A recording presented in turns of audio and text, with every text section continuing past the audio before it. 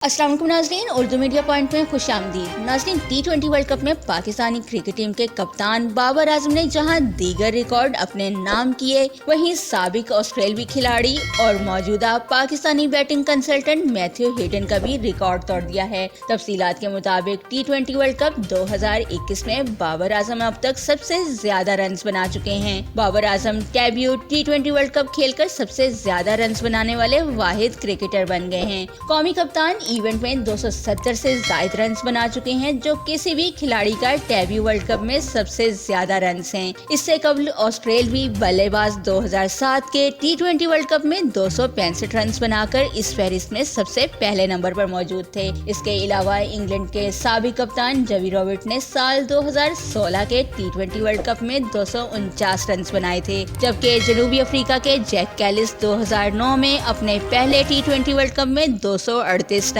बना चुके हैं। नाज़रीन, क्रिकेट से जुड़ी मजीद खबरों और लाइव मैचेस की अपडेट्स के लिए हमारे चैनल उर्दू मीडिया पॉइंट को सब्सक्राइब करना और बेल आइकन को प्रेस करना मत भूलिएगा।